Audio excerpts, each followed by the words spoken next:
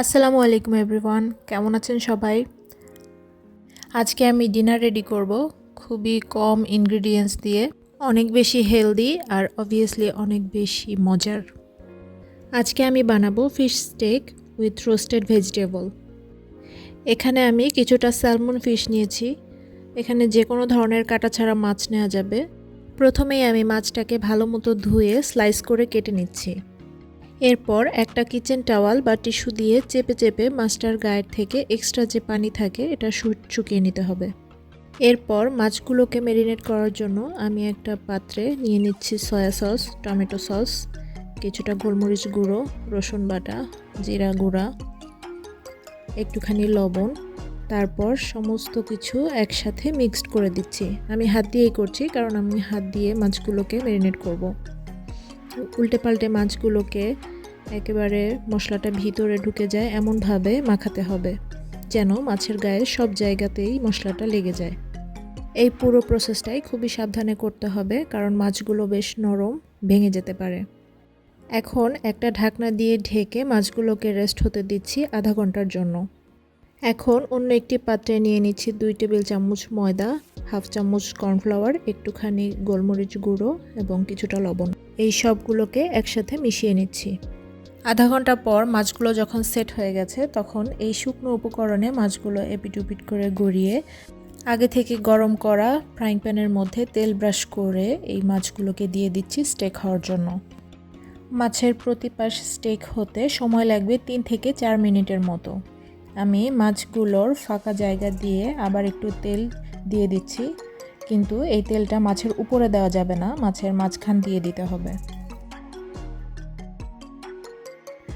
4 minute পর মাছগুলোকে আমি উল্টে দিচ্ছি।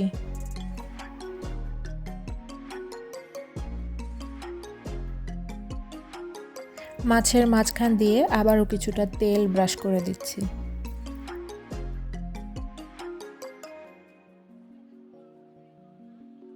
এরপর মাছগুলোকে একটু চেপে চেপে দিচ্ছি। এই জিনিসটা খুব সাবধানে করতে হবে যেন মাছগুলো ভেঙে না যায়। এরপর মাছের 2 পাশ স্টেক করতে দিব। মাছের এই 2 পাশটা স্টেক করতে আমি সময় নেব 1 মিনিট করে, মানে এই পাশ 1 মিনিট, অপর পাশ 1 মিনিট, মানে টোটাল স্টেকটা রেডি হতে 8 থেকে 10 মিনিটের মতো সময় লাগবে। মাছের ভিন্নতায় টাইম কম বেশি হতে পারে, আপনাদের সন্দেহ হলে একটু ভেঙে দেখে নিতে পারেন হয়েছে কিনা। আমার স্টেকটা রেডি, এখন আমি একটা পাত্রে মাছগুলোকে তুলে নিব। এখন সস বানানোর জন্য আমি একই প্যানের মধ্যে দিয়ে দিচ্ছি কিছুটা পেঁয়াজ কুচি, রসুন কুচি, এর মধ্যে দিয়ে দিচ্ছি একটুখানি লবণ এবং গোলমরিচ গুঁড়ো, আর দিয়ে দিচ্ছি কিছুটা টমেটো সস। এগুলোকে একসাথে ভেজে ব্রাউন কালার করে নেব।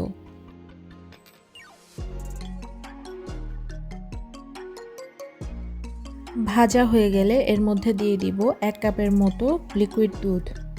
এখানে লিকুইড দুধের বদলে গুঁড়ো দুধও দেওয়া যাবে, কিন্তু সেক্ষেত্রে পানির মধ্যে দুধটা গুলিয়ে তারপরে দিতে হবে। দিয়ে দিচ্ছি সামান্য একটু চিনি আর 1 চামচের মতো ময়দা। এই ময়দাটা দেওয়ার কারণ হচ্ছে সসটা সুন্দর ঠিক হবে আর খেতেও মজা হবে। আমার সসটা রেডি, এটা এক সাইডে রেখে দিচ্ছি। এখন চলে যাচ্ছি ভেজিটেবল রেডি করতে।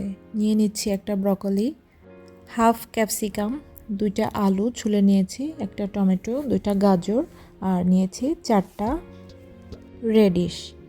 আপনারা এখানে যে কোনো ধরনের ভেজিটেবল নিতে পারেন। তো এখন আমি সবগুলো ভেজিটেবলকে এভাবে স্লাইস করে কেটে নিচ্ছি।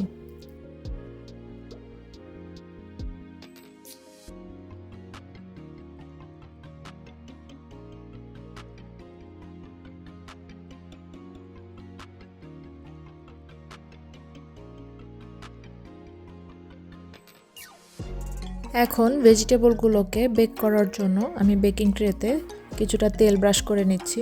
এখানে আমি সয়াবিন তেল দিচ্ছি, আপনারা চাইলে অলিভ অয়েল তেলও দিতে পারেন। এখন ট্রের উপরে ছড়িয়ে দিচ্ছি পেঁয়াজ কুচি, কিছুটা রসুন কুচি, এরপর ভালো করে ধুয়ে নেওয়া ভেজিটেবলগুলো ছড়িয়ে দিচ্ছি হাত দিয়ে। দিয়ে দিচ্ছি লবণ পরিমাণ মতো, এরপর দিচ্ছি লাইট সয়া সস, দিচ্ছি টমেটো সস, আর দিচ্ছি গোলমরিচ গুঁড়ো, দিচ্ছি কিছুটা মৌরি আর গরম মশলা গুঁড়ো। এখন এই সব কিছুকে একসাথে হাত দিয়ে ভালো মতো মিক্সড করে নিচ্ছি।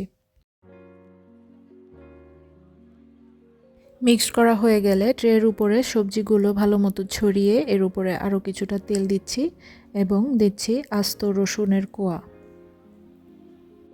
এরপর এটাকে বেক হতে দিব 180 ডিগ্রি সেলসিয়াসে প্রায় 13 মিনিটের মতো।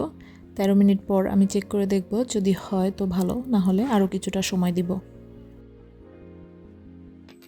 13 মিনিট পর আমি চেক করে দেখছিলাম ভেজিটেবলটা আরেকটু হলে ভালো হতো, আর ভেজিটেবল থেকে যেই রসটা বের হয়েছে এটাও শুকিয়ে যাবে।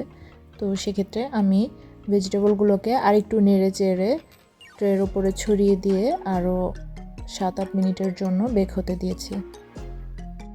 8 মিনিট পরে আমার ভেজিটেবলের কী অবস্থা দেখি। আই গেস এটা কমপ্লিটলি রেডি হয়ে গিয়েছে। আমার ভেজিটেবল রোস্টেডটা একদম রেডি। এখানে ভেজিটেবলগুলো খুব ভালো মতো সেদ্ধ হয়েছিল, আর এর থেকে যে জুসটা বের হয়েছিল এটাও শুকিয়ে গিয়েছে। এখন আমি যাচ্ছি এটা সার্ভ করতে।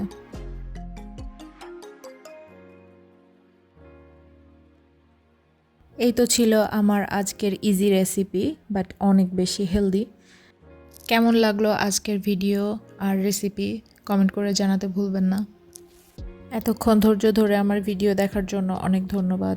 সবাই ভালো থাকবেন, সুস্থ থাকবেন, আমার জন্য দোয়া করবেন। আল্লাহ হাফেজ।